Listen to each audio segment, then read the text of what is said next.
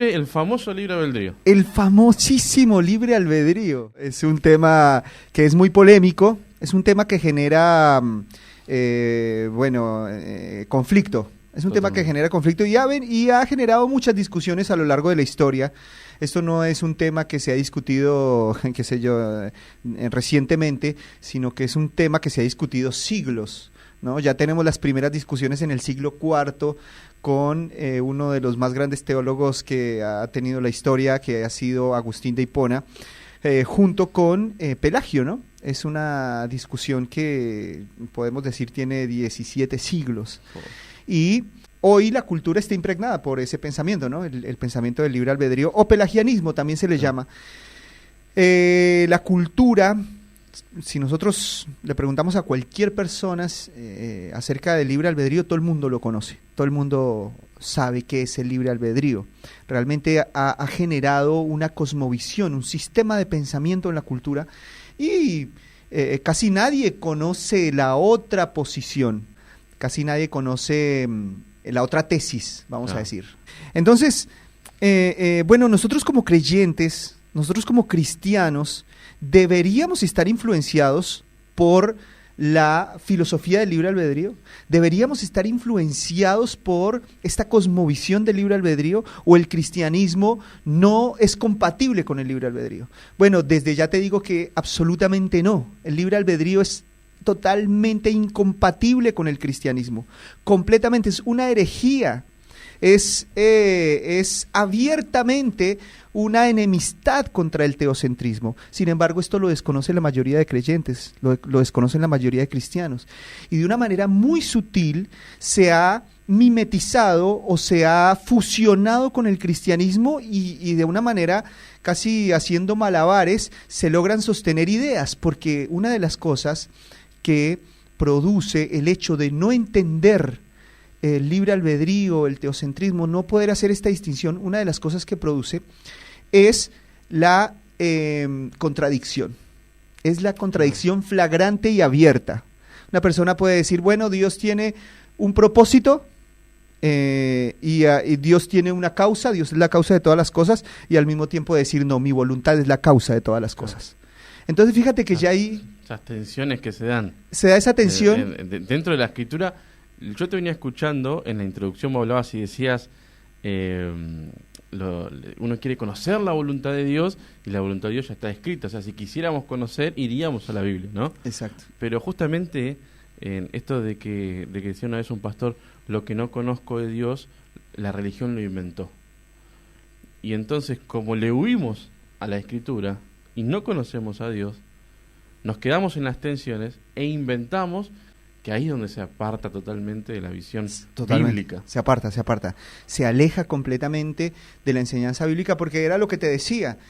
Si yo digo que Dios es la causa de todas las cosas, si yo digo que Dios tiene un plan y que su plan gobierna la historia, entonces no puedo decir que mi voluntad es causante de los rumbos de la historia, de los rumbos de mi existencia, de mi camino. Yo tengo que entender que hay un Dios que está gobernando, y si bien es cierto, yo tengo voluntad porque somos seres evolutivos, y es una realidad también, tomamos decisiones, sin embargo debemos entender que esas decisiones están subordinadas al plan de Dios, y eso lo vamos a desarrollar. Entonces una de las cosas, uno de los vamos a decir, de los logros que podemos tener cuando podemos hacer esta distinción, es dejar de caer en contradicciones. Porque como dije, una de las cosas que más produce la mezcla de estos dos conceptos es la contradicción. Es la contradicción, como te dije, flagrante, absoluta. Entonces, bien, ¿qué nos dice el pelagianismo o el famoso libre albedrío? Como dije, esto fue una propuesta de un monje del siglo IV que se llamaba Pelagio, y él indicó que el hombre es completamente libre y causante de todo su destino. Sin embargo, en la Biblia tenemos una palabra que choca frontalmente. Tenemos un concepto que choca frontalmente contra la idea del libre albedrío, y es la predestinación. Porque si hay predestinación, no hay libre albedrío. Y si hay libre albedrío, no hay predestinación. Si Dios tiene un propósito, no hay libre albedrío. Si Dios tiene un plan, no hay libre albedrío. Si Dios es la causa de todas las cosas, no hay libre albedrío. Si es Dios quien dirige, quien controla la historia, si es Dios el autor de la historia desde Génesis hasta Apocalipsis y toda la historia se va desarrollando de acuerdo a su plan, entonces no hay libre albedrío. La libertad humana o la voluntad humana en todo caso sería una causa secundaria y de esa manera tenemos que entenderlo. Una causa secundaria subordinada a la causa primaria que es Dios. Yo creo que ahí está el meollo de la cuestión, ¿no? Poder separar y entender el libre albedrío con la responsabilidad y en su efecto la segunda parte que es la voluntad. Creo que al no entender esos conceptos en profundidad, porque no se han explicado y realmente no es algo que abunda en las iglesias hoy, todos estos temas, es donde mezclamos todo, ¿no? Mezclamos, sí, es verdad. Entonces, bueno, como dije, el libre albedrío dice que el hombre tiene, que la voluntad del hombre es la causa de su propio destino, ¿no? Sin embargo, como dije, la Biblia nos habla de que Dios tiene un plan y que ese plan es absoluto y que ese plan gobierna todas las cosas. El mismo conocimiento de Dios, su omnisciencia, ya nos quitaría el libre albedrío. Yo quiero que entendamos bien de entrada que el hombre tiene poder de elección. Sin embargo, el libre albedrío es un concepto teológico mucho más profundo y, como dije, que se opone directamente contra la teología. Es un concepto mucho más profundo. No quiero que confundamos la libertad que tenemos de elegir con el concepto teológico del libre albedrío. El libre albedrío pone a Dios como segunda causa y el hombre como primera causa. Eso desde ya es completamente antibíblico. O sea, no lo podemos aceptar, porque o es el hombre el que gobierna los rumbos del universo, o es Dios el que gobierna los rumbos del universo. Pero esto es a nivel macro, porque ahí es donde yo me quiero poner en la piel del oyente. Digo, está manejando alguien ahora yendo a su casa, escuchando la radio, escuchándonos, y se está dirigiendo a su casa, y capaz ahora se va a pasar al carril lento. Digo, esa decisión que acaba de tomar es algo que ya estaba diseñado, que así ocurra, predestinado, porque Dios dijo que así ocurra, o tomó él la voluntad de irse porque él quiso irse y fue una voluntad propia. Bueno, como dije, todas nuestras decisiones, si bien es cierto, son libres en el sentido de que nadie nos obliga, no obstante están condicionadas por muchos factores. Están condicionadas por elementos externos a la voluntad humana, por ejemplo el tráfico. Ya no lo controlas, entonces ya tus decisiones van a estar sometidas a lo que te vayas encontrando por el camino. Una de las objeciones que mucha gente presenta es que, bueno, yo hago lo que quiero y bueno, nadie me lo puede impedir, ¿no? Y Dios nos dio esa libertad porque Dios ama la libertad. Entonces, nosotros tenemos que entender que si bien es cierto, Dios nos dio, como dije, esa libre agencia, esa libertad de elección, no obstante, no controlamos todas las cosas, pero Dios sí controla todas las cosas. Dios sí es el que controla de manera absoluta todas las circunstancias, todos los eventos del universo, de la historia. Y el conocimiento de Dios condiciona también nuestras elecciones. Supongamos que mañana Dios ya sabe que vas a almorzar capeletis. Dios ya sabe que vas a comer capeletis. Sin embargo, tú has planificado hoy que vas a comer, no sé, milanesa. Que vas a comer milanesa.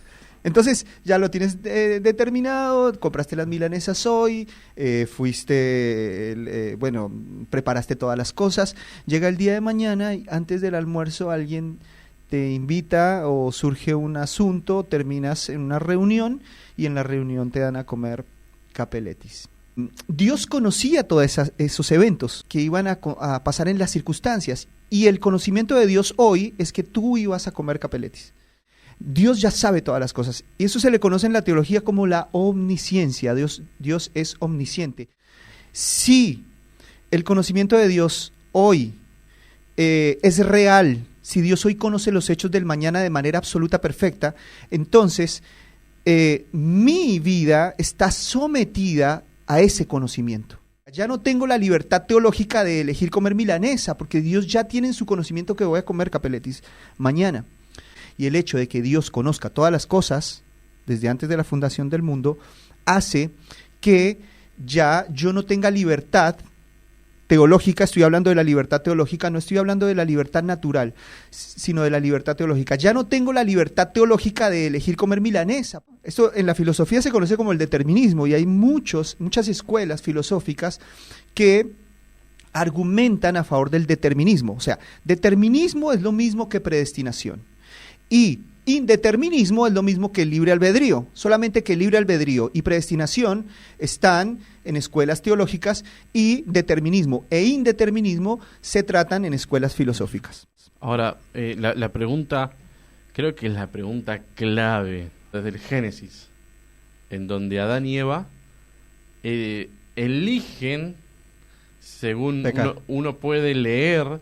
Digo, si yo le agarro a cualquier persona que no es creyente y le siento y le pongo Génesis y lee Génesis hasta el 7º, 8º capítulo, y le pregunto, ¿qué te parece? Y te va a decir, el hombre, Dios le dio a elegir todo, le puso 2 árboles, vida, uno de la vida y uno de la ciencia, y le dijo, no lo hagas, y el hombre decidió hacerlo. Decidió hacerlo, exacto. Bueno, mira, Dios creó al hombre libre. Es una realidad. Dios creó al hombre sin una inclinación al bien o al mal, sino que lo creó neutral, pero no inmutable. O sea, el hombre podía cambiar. Cuando el hombre en la libertad, estamos hablando de una libertad edénica, en esa etapa el hombre sí tenía libertad, libre albedrío. El hombre decide desobedecer a Dios y muta, cambia, ya no va a tener más libertad, sino que su voluntad queda sometida al pecado. Su voluntad queda esclava del pecado. Entonces, en principio, Dios sí creó al hombre con libertad. Adán y Eva tenían libertad, y ellos usaron esa libertad para pecar. Y cuando pecaron, se produce la caída, y esa caída es la que encadena al hombre al pecado.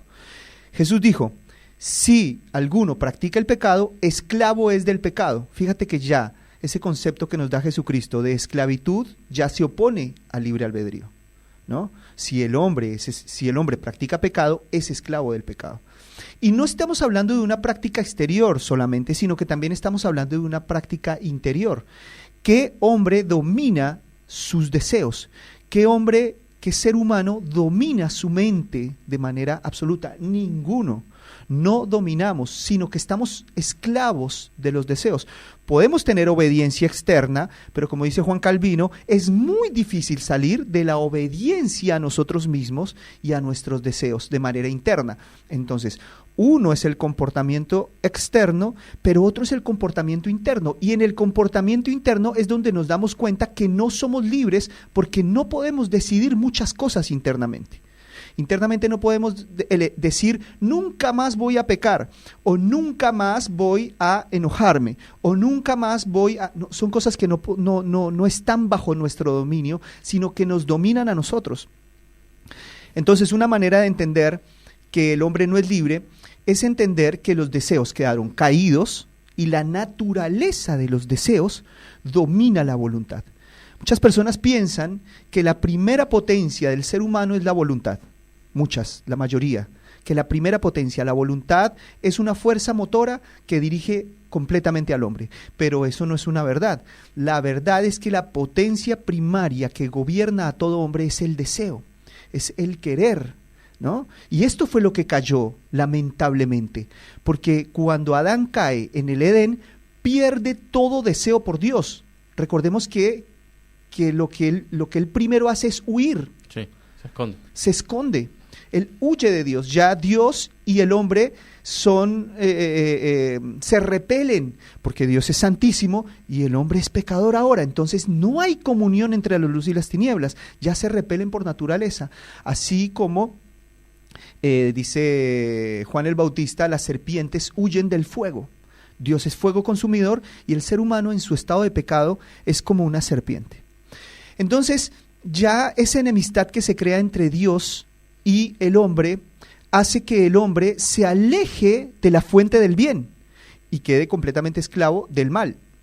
completamente esclavo del mal. Sus deseos están inclinados hacia el mal. Dice la Biblia en Génesis capítulo 6 que Dios vio a los hombres y todo el pensamiento de ellos era de continuo solamente el mal. Ahora, ¿a quién le creemos? ¿Al humanismo o le creemos a la Biblia? Si la Biblia dice que el pensamiento de los hombres es de continuo solamente el mal, pues debemos entender que es así. ¿Y por qué está inclinado al mal? Porque estamos inclinados hacia el ego. Toda decisión del ser humano está basada en el egoísmo. Toda decisión del ser humano, y esto ya lo dice la neurología moderna, toda decisión humana está basada en 3 aspectos: seguridad, sexualidad y alimentación. Todas las decisiones están basadas en esos 3 aspectos, de manera muy directa o también de manera indirecta. Pero esos 3 factores son fundamentales para la toma de decisiones, que incluso neurocientíficos en Alemania, después de ver determinada actividad cerebral, ellos pueden determinar qué va a decidir una persona antes de que la persona lo decida de manera consciente. O sea, ya pueden percibir sus decisiones inconscientes. O inclinarlas también, eso es el marketing. Bueno, y el marketing produce esas cosas, pero ¿cómo inclina la publicidad la voluntad de las personas? Justamente manipulando los deseos, porque los deseos dominan la voluntad. Entonces, el hombre lo que necesita es un cambio de la naturaleza de sus deseos. Cuando la naturaleza de los deseos cambia, la voluntad queda inclinada hacia eso, ¿verdad? Jonathan Edwards hizo un gran trabajo hablando de esto, y él hace un énfasis, y bueno, recomiendo que lo podamos estudiar y leer, hace un énfasis en cómo el hombre perdió el deseo por Dios, y eso es lo que lo esclavizó al pecado. Ya el hombre no desea a Dios. ¿Cuántas personas se deleitan en, no sé, en la oración mucho más que en el entretenimiento? No, la oración no cuesta más que el entretenimiento. ¿Por qué? Porque el corazón humano desea más una cosa que otra. Entonces eso es lo que esclaviza al hombre de manera interna. Recordemos que el gran problema del ser humano no son sus obras, sino la naturaleza que produce esas obras. Entonces yo estoy esclavo a mi naturaleza humana. Mi naturaleza humana domina mi voluntad, gobierna mi voluntad y me hace esclavo de ella. Si mi naturaleza humana es corrupta, entonces mi conducta interna va a ser corrupta. Y no nos metamos en la conducta externa porque es otro tema. La conducta interna, siempre desobediente, siempre en oposición, siempre enemiga de nosotros mismos. La mente se posiciona en una enemistad hacia el mismo hombre, ¿no? La Biblia dice que somos enemigos en nuestra propia mente. Entonces nosotros debemos entender que el hombre no tiene libre albedrío porque el hombre no puede ser liberado de sus deseos de manera voluntaria. No se puede liberar, más bien sus deseos lo esclavizan. Y eso es de lo que daremos cuenta delante de Dios. ¿Qué es lo que deseamos?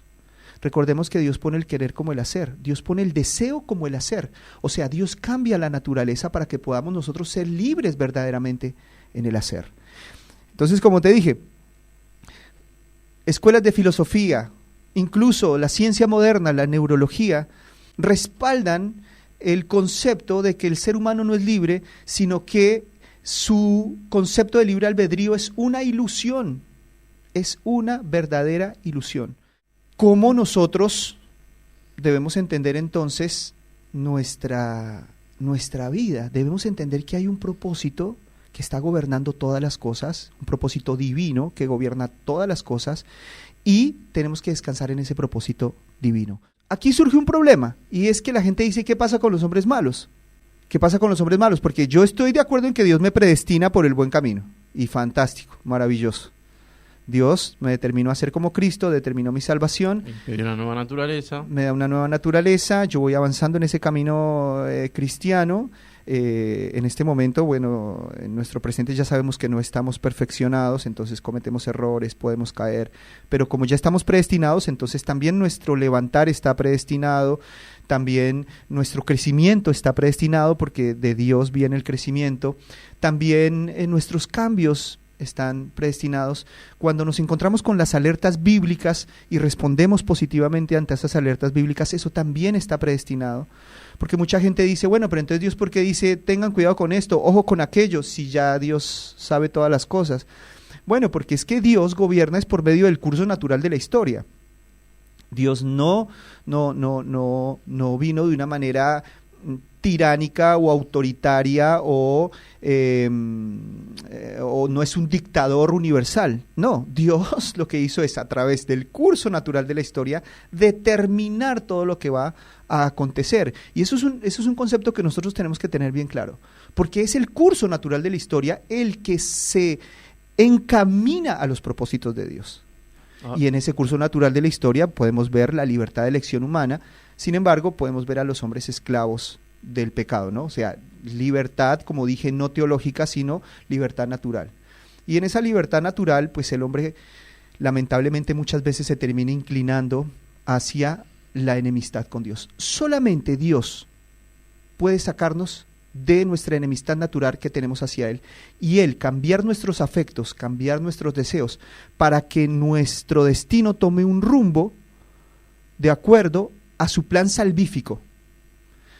Y retomando lo que decía acerca de que muchas personas prefieren creer en el libre albedrío para salvar a Dios de la injusticia, que esto era el propósito de Pelagio, incluso fue el propósito de Erasmo de Rotterdam en el siglo XVI, el enemigo teológico de Martín Lutero, y también el propósito de Jacobo Arminio. El propósito, el anhelo de estas escuelas o de estos hombres era salvar a Dios de ser injusto. Porque claro, veían a hombres destinados a salvación y a otros hombres no destinados. Entonces decían, si Dios determina todas las cosas, si Dios es el autor del Génesis hasta el Apocalipsis, y Dios en ese decreto donde predestina a hombres, a unos tiene que predestinarlos a condenación. Entonces eso es un concepto que se rechaza. El humanismo lo rechaza, y más si el hombre quiere retener el dominio de su destino. Para los que están escuchando y por ahí nunca escuchamos estos conceptos y por ahí están tratando de digerir lo que se está charlando, cuando estamos hablando de la predestinación, es que la salvación se da mediante la predestinación de Dios. Sí. O sea, y acá vos sos consciente que acá hay muchos que están, el cerebro se viste como el GIF, sí, se le está explotando. Como el GIF.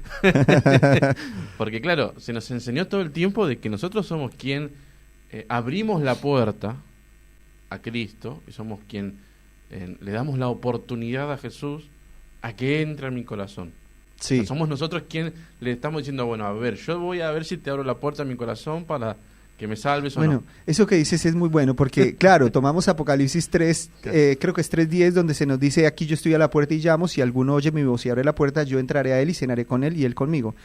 Partamos de lo siguiente, en ese texto Jesús no le está diciendo a la humanidad, he aquí yo estoy a la puerta y llamo. En ese texto Jesús le está diciendo a la iglesia de la Odisea, he aquí yo estoy a la puerta y llamo. Si alguno oye mi voz y abre la puerta, yo entraré a él y cenaré con él y él conmigo. Entonces, ese texto no puede ser usado como un factor de libertad humana universal, porque ese es un mensaje que se le está dando es a la iglesia. Y Cristo pide que la iglesia abra su puerta, porque es una iglesia corrupta, y obviamente que si es iglesia verdadera, Dios la va a sacar de esa corrupción. Si es iglesia falsa, va a permanecer en esa corrupción. Pero Dios le puede decir a su iglesia, dentro de todo, que sea la iglesia verdadera, pero que esté en una etapa de corrupción. Dios puede decirle, yo estoy a la puerta y llamo, y te pido que abras la puerta. Sin embargo, nosotros tenemos que entender cómo la Trinidad actúa en la salvación de toda persona. O sea, Cristo hace el llamado, pero el Espíritu Santo es el que tiene que abrir la puerta en nuestro corazón. Es el Espíritu Santo el que cambia los afectos de nuestro corazón. La Biblia dice que es el Espíritu Santo quien nos lleva a Cristo. Por eso Dios debe darnos al Espíritu Santo para que nuestra vida se incline a los pies de Jesucristo. La Biblia dice que nadie puede llamar a Jesucristo Señor sino por el Espíritu Santo. Entonces, nosotros tenemos que entender cuál es la actividad de la Trinidad en el proceso de la salvación para que podamos también interpretar bien estos versículos. Si Cristo hace el llamamiento, nosotros producimos ese fruto.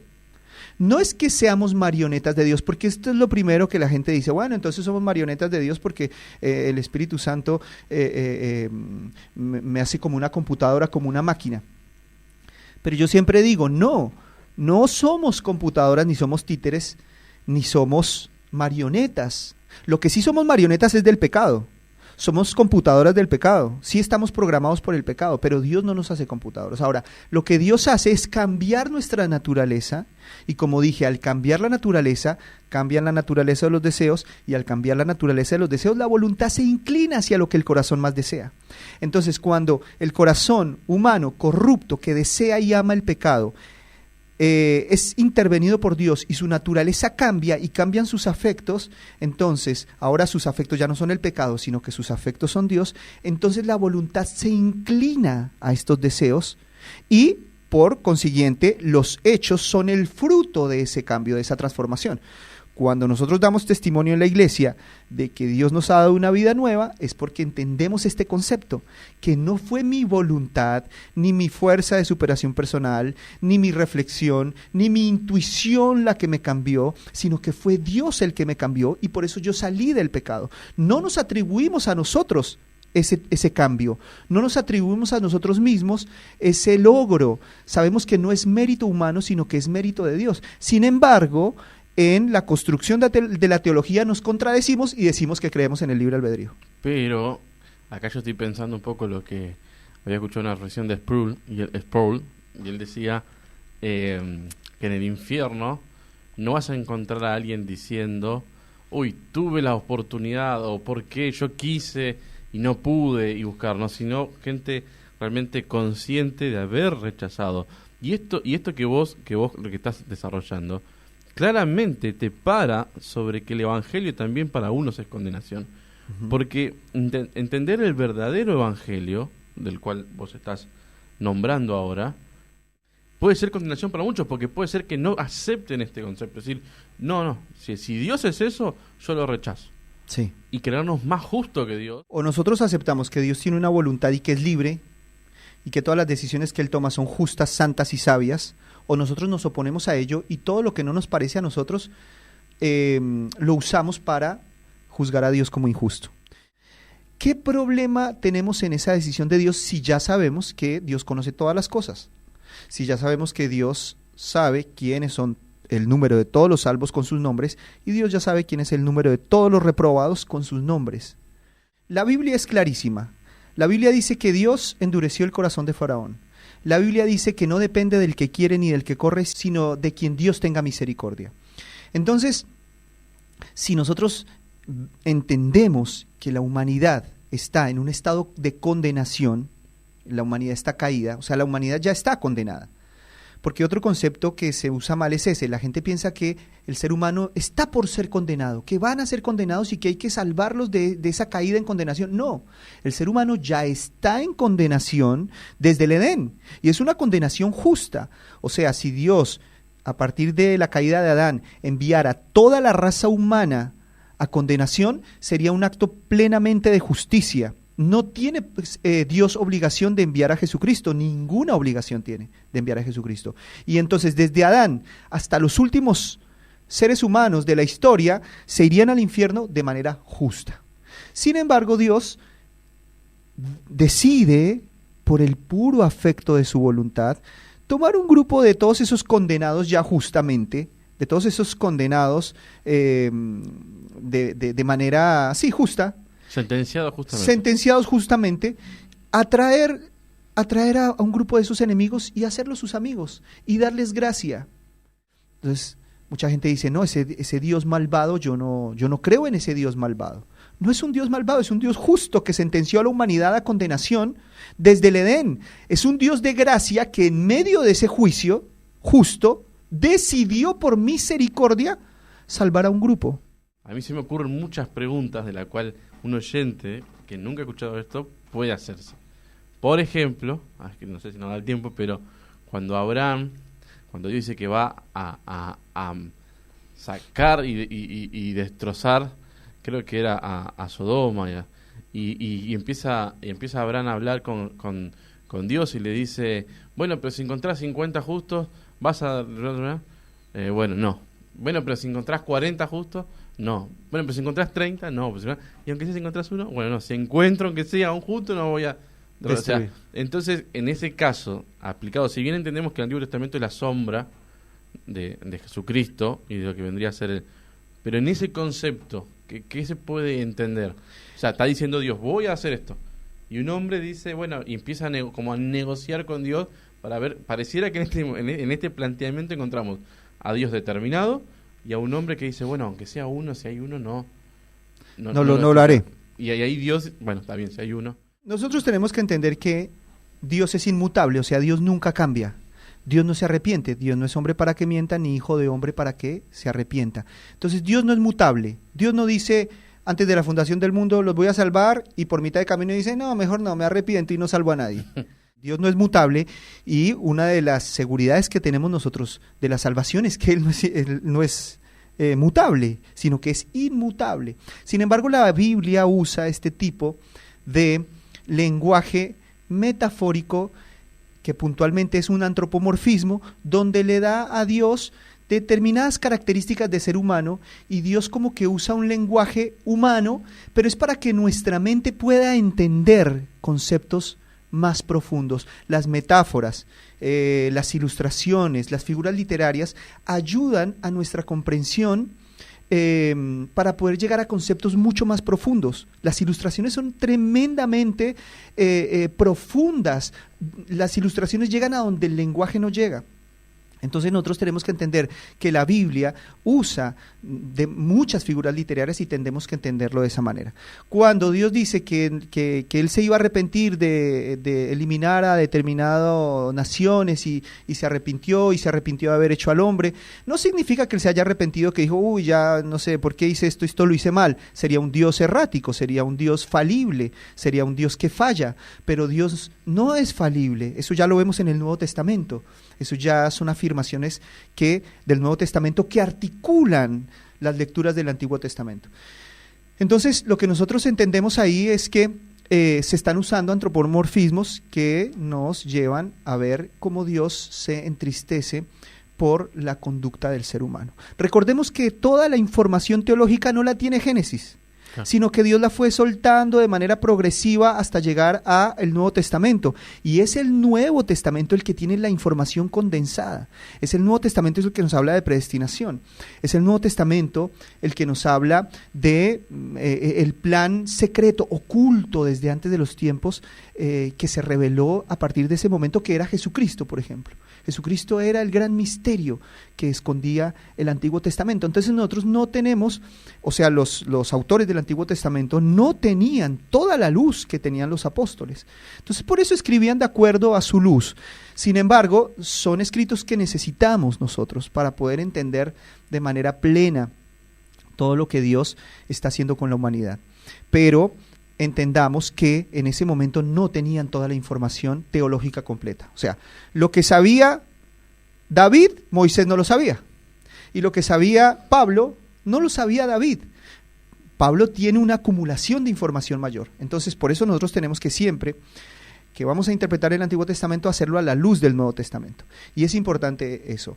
Entonces, en esa negociación que tú ves ahí con Abraham, yo lo que puedo ver es que justamente es la gracia de Dios la que produce salvación, porque no encontraron ni siquiera uno. Y eso es lo que concluye el apóstol Pablo en Romanos capítulo 3, versículo 10 al 14, ¿no? Que dice, no hay justo ni aun uno, no hay quien entienda, no hay quien haga lo bueno, no hay ni siquiera uno. Todos se desviaron. No hay quien busque a Dios. Fíjate que son conclusiones que ya tenemos que aplicarlas a todo el Antiguo Testamento. Mucha gente dice, bueno, pero la Biblia dice que Job era un hombre justo, pero ¿qué dice el Nuevo Testamento? Que la justicia viene por Jesucristo. Entonces, si Dios dice que Job era justo, era porque había recibido la justificación por medio de la fe en Cristo. Pero ¿cómo creía Job en Cristo si faltaban muchos miles de años para que viniera? ¿Cómo podía creer Job ya en Cristo? Cuando Job cree en la promesa implícitamente está creyendo en el Mesías. Cuando los antiguos creyeron en Dios, ellos estaban creyendo en la salvación. Y esa fe era la que los justificaba y los hacía salvos. Porque incluso muchos ateos dicen, bueno, pero llegó tarde Jesucristo, ¿no? ¿Qué pasó con los 2000 años antes, con toda la gente que se murió sin el conocimiento de Cristo? No, es que ellos ya creían en la promesa. Claro, ya creían en el que había de venir. En el que había de venir. El Mesías. Wow, es tan profundo el tema que yo creo que vamos a tratarlo después en el próximo programa. Y lo tratamos en el próximo programa. Seguimos.